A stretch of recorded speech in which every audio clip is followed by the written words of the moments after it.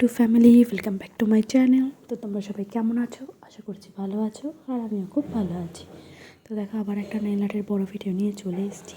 ফার্স্টে white colour একটা nail polish আমি পরিয়ে নিয়েছি, এটাকে পুরোপুরি শুকিয়ে নেব।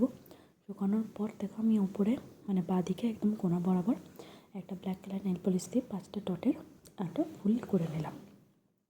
আর তার ঠিক অপোজিট সাইডটায় ডান সাইডের নিচে কোনায় সেম 5টা ডট দিয়ে একটা ফুল করে নেবো। তোমরা এটা অল্টারনেট করতে পারো, ডান দিকে ওপর মানে ডান দিক সাইডটা তুমি উপরের দিকে আর বাঁ দিকে নিচের দিকে সেটা করতে পারো।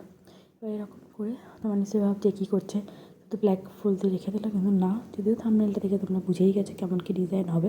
তো যেহেতু আমি ব্ল্যাক কালারটা নেল পেস্টটা ঢেলে ফেলেছিলাম, ওই কারণে ভাবলাম যেহেতু পাতাটা করবো, তাই সাইডে দুটো পাতা আমি করে দিলাম। ওই দুটো করে হয়েছিলাম, তারপর দেখলাম না, আমার বেসটা যেহেতু বড়ো, তো একটু ফাঁকা ফাঁকা লাগছে। তাই ভাবলাম যেহেতু কালার রয়েছে, তো আবার তোমার ওপর সাইডটা একটা করে মানে 3টে করে পাতা আমি দিয়ে দিলাম।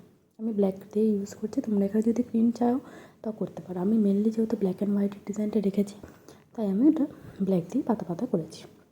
পুরোটা হয়ে গেলে আশা করছি তোমাদের বেশি ভালো লাগবে। আর দেখো, তারপর হোয়াইট কালার দিয়ে, বেসে যে হোয়াইট কালারটা দিয়েছি সেটা দিয়ে 5টা পাপড়ি ফুলের ওপর হাফ হাফ করে ডট ডট দিয়ে দিলাম, যাতে জিনিসটা একটু ভালোভাবে ফুটে ওঠে। তোমরা জানোই কন্ট্রাস্টে কালার দিলে দেখতে বেশি সুন্দর লাগে।